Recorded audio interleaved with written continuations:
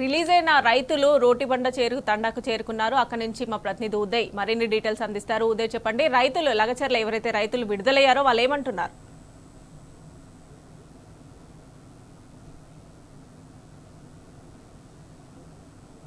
మమత 35 రోజుల తర్వాత లగచెర్ల భూ బాధితులకు విముక్తి లభించింది. ఎట్టకేలకు ఈరోజు లగచెర్ల భూ బాధితులకు కూడా విడుదలై నేడు వారి స్వగ్రారమైన రోటిబండి తాండాకు చేరుకున్నారు. ఇక్కడ మనం చూసుకోవచ్చు, ఇప్పటికే దాదాపు 15 మంది దాకా కూడా రైతులు ఇక్కడ చేరుకున్నారు. ఇక్కడ గుండెపోటుతో గురైనటువంటి హీరేనాయక్తో పాటు అటు దుబాయ్కి వెళ్ళి జాబ్ చేసుకోవాలనుకున్న తన కళ కూడా నాశనం అయ్యిందని చెప్పేసి ఒక వ్యక్తి ఇక్కడ కూర్చున్నాడు. ఎందుకంటే ఎలాంటి పాపం తెలియని నాకు అనవసరంగా కేసులో ఇరికించి జైలు పంపించారు, నాకు దాదాపు ₹1,00,000 దాకా లాస్ అయిందని చెప్పేసి ఒక వ్యక్తి చెప్తున్న పరిస్థితి మనం చూస్తూ ఉన్నాం. మరోపక్క తల్లిదండ్రులు లేనటువంటి ఒక వ్యక్తిని, చిన్నారిని, విద్యార్థిని కూడా తీసుకెళ్లి జైల్లో వేసి అమానుషంగా కొట్టిన పరిస్థితి కూడా మనం చూస్తూ ఉన్నాం. ఇక్కడ చూసుకోవచ్చు, కొద్దిసేపటి క్రితమే సంగారెడ్డి జైలు నుంచి కూడా ప్రతి ఒక్కరూ విడుదలై ఇక్కడ తమ తాండాకు చేరుకొని అందరి సమక్షంలో, కుటుంబ సమక్షంలో కూడా మాట్లాడుకుంటున్న పరిస్థితి మనం చూస్తూ ఉన్నాం. ప్రస్తుతం మనం రోటిబండి తాండా దగ్గర ఉన్నాం. ఇక్కడ ప్రస్తుతం మనతో పాటు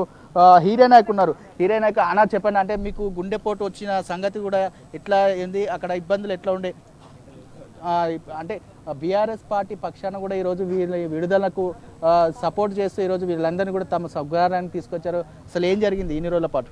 ముందుగా నేను మన రాష్ట్ర BRS party working president KTR గారికి, అదేవిధంగా మన బీఆర్ఎస్ పార్టీ లీగల్ సెల్కి, అదేవిధంగా మా మాజీ ఎమ్మెల్యే పట్నం నరేందర్ అన్నకు, మన లగచర్ల రైతుల తరపున, మన ఇంకా ఈ రోటిబండ తాండ పులిచెర్లకుంట పోలేపల్లి రైతుల తరపున బెయిల్ మంజూరు చేయించినందుకు వారికి ప్రత్యేకంగా ధన్యవాదాలు తెలుపుతున్నాను. ఈ ఇష్యూ లోపల ముందు నుండి వీళ్ళు ఎటువంటి ఘటన చేయకుండా, వాళ్ళు ఎటువంటి కలెక్టర్ మీద దాడి చేయకుండా కూడా వాళ్ళ మీద చర్యలు తీసుకొని వాళ్ళను అన్యాయంగా కేసులో ఇరికించి రైతుల్ని బంధించినందుకు వాళ్ళు చాలా బాధపడ్డారు. రైతులను మనమంతా దగ్గరుండి రాష్ట్ర ప్రజలు, రాష్ట్రం అంతా చూసింది. నేడు వాళ్ళ కుటుంబ సభ్యులను కలుసుకోవడం, వాళ్ళు ఆనందంగా, ఇప్పటికీ వాళ్ళ ముఖాల లోపల చాలా బాధ కనిపిస్తూ ఉన్నది. వాళ్ళ మీద ఉన్న కేసులు అన్నీ మొత్తానికి అసలు కేసు లేకుండా మొత్తానికి ఎత్తేయాలని చెప్పేసి వాళ్ళు పూచి మీద కొన్ని డిమాండ్స్ మన కేసు వాళ్ళను బెయిల్ మంజూరు చేయడం జరిగింది. కాబట్టి అది మొత్తం ఎటువంటి ఏం లేకుండా మొత్తానికే భూసేకరణ ఎలాగైతే రద్దు చేసుకున్నారో రైతుల మీద కేసులు కూడా టోటల్ రాష్ట్ర ప్రభుత్వానికి మేము ఒకటే డిమాండ్ చేస్తూ ఉన్నాం.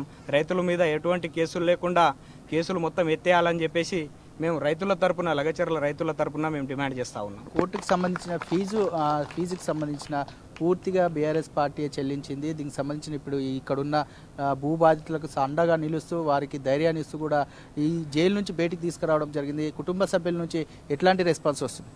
చాలా మంచి రెస్పాన్స్ ఉందన్న. ఎందుకంటే నేడు ఈడ చూస్తున్న గిరిజన మహిళలు కానీ, ఇక్కడ మన రైగచర్ల ఎస్సీ ఎస్టీ, మన బీసీ ఓసీ సోదరులు కానీ హర్షం వ్యక్తం చేస్తున్నారు.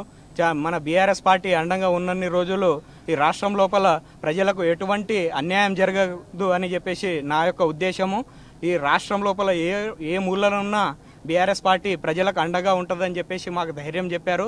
అదేవిధంగా బీఆర్ఎస్ పార్టీ బెయిల్కు సంబంధించిన ఫీజులు కూడా టోటల్ నేటి వరకు ఎవరి దగ్గర ₹1 తీసుకోకుండా, మీరు ఎవరిని అడిగినా ఇక్కడ చెప్తారు, ఒక్కరి దగ్గర ₹1 తీసుకోకుండా వాళ్లకు మొత్తం ఖర్చులు పెట్టేసి బెయిల్ మంజూరు చేయించినందుకు నేను ఇంకోసారి ప్రత్యేకంగా ధన్యవాదాలు తెలుపుతున్నాను. ఈరోజు ఇక్కడ మీరు ఒక రచ్చబండ టైపు కార్యక్రమాన్ని చేపట్టుకొని మీరు ఒక తీర్మానం చేపట్టుకున్నారు. అసలు ఏమనుకుంటున్నారు?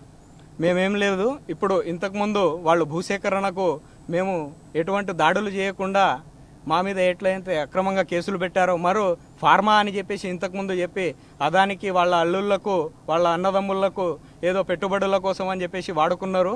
కానీ ఇంకోటి ఇప్పుడు ఇండస్ట్రియల్ కారిడార్ అని చెప్పేసి అంటున్నారు, ఖాళీ జస్ట్ పేర్లు మారుస్తున్నారు కంపెనీది, కానీ ఇంకా ప్రాసెసింగ్ అయితే అదే నడుస్తుంది. కాబట్టి మేమైతే మా ప్రాణాలు పోయినా భూములు ఇవ్వమనే సిద్ధాంతంతో రైతులు మొత్తం ఇక్కడ కూర్చోవడం జరిగింది. ప్రస్తుతం మనతో పాటు మరికొంతమంది ఉన్నారు, వారి మాటలను తెలుసుకున్నాం. అన్న చెప్పండి, ఈ లగచెర్ల భూ బాధితులు కావచ్చు, ఇక్కడ ఉన్నటువంటి రోటిబండి తాండా కానీ పులిచెర్ల తాండా వాసులకు కూడా మీ కమ్యూనిటీ పక్షాన కూడా అండగా నిలుస్తూ వారికి ధైర్యాన్ని ఇస్తున్నారు. ఇక్కడ ఉన్నటువంటి భూ బాధితులకు ఎలాంటి అండగా మీరు ముందుకెళ్తారు? రాబోయే రోజుల్లో కూడా ఈ ఫార్మా కంపెనీ విషయంలో కావచ్చు, పేర్లు చేంజ్ అయితే కానీ తీసుకోవడం మాత్రం పక్కా అనే విషయాన్ని కూడా మీరు గుర్తించి ముందు జాగ్రత్తగానే ఈరోజు తీర్మానం చేపట్టుకుంటున్నారు. అసలు ఏం జరుగుతుంది? వాస్తవానికి మా గిరిజనుల పైన ఆ రోజు కలెక్టర్ గారి పైన దాడి చేసినటువంటి కోణంలో సెక్షన్లు పెట్టి ఈరోజు జైలు పాలు చేయడం జరిగింది. కానీ స్వతహాగా కలెక్టర్ గారు ఏమన్నారు, నా మీద ఎటువంటి దాడి జరగలేదంట అని చెప్పేసి తనే ఒప్పుకున్నాడు. కానీ ఈరోజు వీళ్ళకు ఉన్నటువంటి పలుకుబడితో ముఖ్యమంత్రి గారు వాళ్ళ తమ్ముళ్ళంతా కలిసి పోలీస్ వ్యవస్థను ఉపయోగించి గిరిజనుల అమాయకుల పైన ఈరోజు డ్యూటీకి వచ్చినటువంటి అధికారి పైన చేయి చేసుకున్నారంట అని చెప్పేసి అటెంప్ట్ మర్డర్ కేసులు పెట్టి ఈరోజు జైలు పాలు చేసిన సందర్భం మనకు కనిపిస్తూ ఉంది. ఈరోజు భూమిని నమ్ముకొని బతుకుతున్నటువంటి మా గిరిజనులు ఉన్నారు. ఈరోజు మీరు ఫార్మా కంపెనీ పెట్టినప్పుడు వాళ్ళు తీవ్రంగా వ్యతిరేకించారు. ఈరోజు వాళ్ళు చేసినటువంటి ఉద్యమాన్ని చూసి మీరు భయపడి ఈరోజు ఫార్మాసిటీని రద్దు చేస్తున్నాం, భూసేకరణ రద్దు చేస్తున్నామంట అని చెప్పడం జరిగింది. కానీ మళ్ళా ఇండస్ట్రియల్ కారిడార్ పేరిట మళ్ళీ తీసుకోవాలనేటటువంటి ఒక దురుద్దేశాన్ని ఈరోజు మాకు అనిపిస్తూ ఉంది.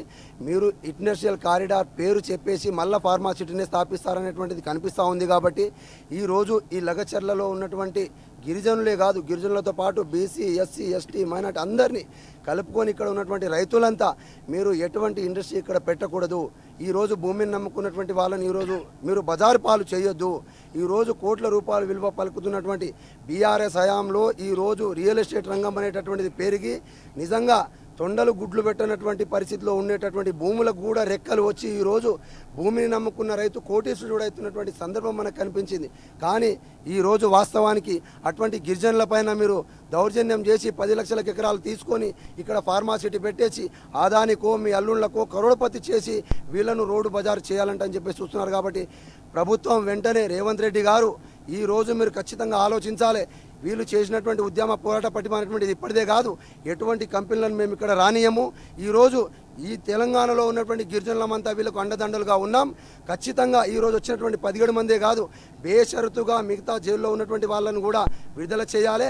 ఈ కేసును టోటల్గా క్లోజ్ చేసేసి ఎటువంటి లింకులు లేకుండా రైతులను ఖచ్చితంగా న్యాయం చేయాలంటే డిమాండ్ చేస్తూ ఉన్నాం. మనం ప్రస్తుతం ఇక్కడ చూసుకోవచ్చు, ఇక్కడ ప్రతి ఒక్కరు కుటుంబ సభ్యులు కూడా ఇక్కడ కూర్చున్న పరిస్థితి మనం చూస్తాము. ఎందుకంటే వీరిని చూస్తే అంటే వీళ్ళు ఇబ్బందులు చేసే వ్యక్తుల్లాగా కనిపించడం లేదు. ఎందుకంటే తమ కుటుంబ సభ్యులు జైలు నుంచి విడుదలైన నేపథ్యంలో కూడా మాకు చాలా సంతోషంగా ఉంది. దాదాపు 30 రోజుల పాటు మేము అనేక ఇబ్బందులు పడ్డాము. అంటే ఊర్లో ఒక్కరు కూడా అంటే మగ మనుషులు లేకుండా దాదాపు 35 రోజుల పాటు మేము జీవనం కొనసాగించాము. బిక్కుమంటూ కూడా బతుకుతున్నామని చెప్పేసి మహిళలందరూ కూడా చెప్తున్న పరిస్థితి కనిపిస్తుంది. ప్రస్తుతం మనతో పాటు నాయక్ బీఆర్ఎస్ లీగల్ టీమ్ ఉన్నారు. అన్న చెప్పండి, సురేష్ పరిస్థితి ఏంటి? సురేష్ పరిస్థితి ఇప్పుడు సురేష్ ఇంతకుముందు మేము మొన్న పోయి కలిసినప్పుడు సురేష్ చాలా బాధతో ఉన్నారు. ఆ అబ్బాయిని స్పెషల్గా ఐజీ వాళ్ళందరూ పర్యవేక్షణలు చేసి జైలర్ సూపరింటెండెంట్ మొత్తం సపరేట్ సెల్లో పెట్టి ఆయన నిర్బంధించి హిర్యానాయక్ గుండెపోటు వచ్చిన విషయం అది వాస్తవమే, అది డాక్టర్లను నిర్ధారించిండ్రు. కానీ సురేషే నేర్పిండని చెప్పేసి లోపల ఆయన్ని మొత్తం 3rd డిగ్రీ వాడుతున్నారు, సపరేట్ సెల్లో పెట్టి నిర్బంధించిండ్రు సురేష్ని. కాబట్టి నేను ఈ ప్రభుత్వాన్ని ఒకే ఒక సురేష్ని టార్గెట్ చేసి ఆయన్ని బాధ పెడుతున్నారు. నేను ఈ ప్రభుత్వాన్ని ఒకే ఒక డిమాండ్ చేస్తున్నా, సురేష్కు కానీ ఏదైనా జరిగితే మాత్రం ఈ ఉద్యమం ఉవ్వెత్తున ఉర్రూతలోగిస్తామని చెప్పేసి నేను లగచర్ల రైతున్న తరపున నేను చెప్తా ఉన్నా. సురేష్కు ఎటువంటి హాని జరగకుండా బయటకు తీసుకొచ్చే బాధ్యత కూడా బీఆర్ఎస్ లీగల్ టీం తీసుకుందని చెప్పేసి నేను చెప్తా ఉన్నా. ఇక్కడ చూసుకోవచ్చు, సంగారెడ్డి నుంచి వచ్చినటువంటి బాధితులు కూడా పూర్తిగా నీరసంగా కూడా కనిపిస్తున్న పరిస్థితి కనిపిస్తూ ఉంది. అంటే ఎంత ఇబ్బంది పెట్టిండ్రో కూడా మనం అర్థం చేసుకోవచ్చు. ఇందులో ఒక అబ్బాయి దుబాయ్కి వెళ్ళి మరో 15 రోజుల్లో దుబాయ్కి వెళ్ళి జాబ్ చేసుకుంటున్న, అంటే పొట్టకుట్టి కోసం దుబాయ్కి వెళ్ళి జాబ్ చేసుకున్న ఆ తరుణంలో కూడా అదే టైంలో కూడా ఇలాంటి కేసుల ద్వారా ఇరికిచ్చి నన్ను ఇప్పుడు ఇబ్బందుల పాలు గురి చేస్తున్నారని చెప్పేసి వారు చెప్తున్న పరిస్థితి కనిపిస్తుంది. ప్రస్తుతం మనతో పాటు సేవాలాల్ సంఘానికి, గిరిజన సంఘానికి చెందిన నాయకులు ఉన్నారు. వారి మాటలను తెలుస్తుంది. అన్న చెప్పండి, ఈ గిరిజన సంఘాలకు సంబంధించిన ఇప్పటికే అనేక ఇబ్బందులు పడుతూ కూడా కేసులలో ఇరికించి జైలు పంపించిన తరుణంలో ఈరోజు ఎట్టికేలకు కూడా వారికి విముక్తి కల్పించింది. అసలు ఏం జరుగుతుంది? ఈరోజు అన్యాయంగా ఆక్రమంగా గిరిజనులకు ఎలాంటి సంబంధం లేకుండా చిన్న చిన్న పిల్లలను తీసుకొచ్చి జైల్లో ఆక్రమంగా నిర్బంధించారు. మరి వస్తూ ఉంటే ఇప్పుడు వాళ్ళను జైల్లో నుండి రిలీజ్ అయిన వాళ్ళని మా కారులో తీసుకొస్తూ ఉంటే మమ్మల్ని చాలా ముక్కు తిప్పలు పెట్టిరన్న, కాళ్ళు కట్టేసి మమ్మల్ని పరిగి పోలీస్ స్టేషన్లో మాపై దాడి చేయడం జరిగిందన్న, మమ్మల్ని ఇబ్బంది పెట్టిరు, మాకు ఎలాంటి సంబంధం లేదని చెప్పేసి అంటా ఉన్నారు. నిజంగా ఈరోజు అవటి శేఖర్ అనే ఒక వ్యక్తి ఈరోజు గిరిజనులను అబాస్ పాలు చేసే కార్యక్రమానికి పాల్పడ్డారు. ఈ సందర్భంగా వాళ్ళు చెప్తా ఉన్నారు, మాకు కులానికి సంబంధించి విషయాలు మాట్లాడింటూ మా దగ్గర రికార్డ్స్ ఉన్నాయని చెప్పేసారు. ఈ తక్షణమే వారి మీద శేఖర్ మీద SC/ST కేసు నమోదు చేయాలని చెప్పేసి కూడా ఈ సందర్భంగా మేము డిమాండ్ చేస్తా ఉన్నాం. మరి గిరిజనులకు న్యాయం జరిగే విధంగా వారి మీద కేసులను ఎత్తివేయాలని చెప్పేసి ఈ సందర్భంగా ప్రభుత్వాన్ని కోరుతా ఉన్నాం. మొత్తానికి ఈరోజు ఎట్టకేలకు విడుదలైనా కూడా మేము ఎట్టి పరిస్థితుల్లో మా భూములు ఇయ్యము, మేము ఎన్ని ఇబ్బందులు పెట్టినా కూడా మా భూములు లాక్కునే ప్రయత్నం చేస్తే మాత్రం ఇంకా ఉద్యమాన్ని ఉధృతం చేస్తామే తప్ప మా భూములను వదులుకునే ప్రసక్తే లేదని చెప్పేసి ఈ రోటిబండి తాండా ప్రజలు కావచ్చు, అటు పులిచెర్ల తాండా వాసులు కూడా చెప్తున్న పరిస్థితి కనిపిస్తూ ఉంది. Mamata, vote studio.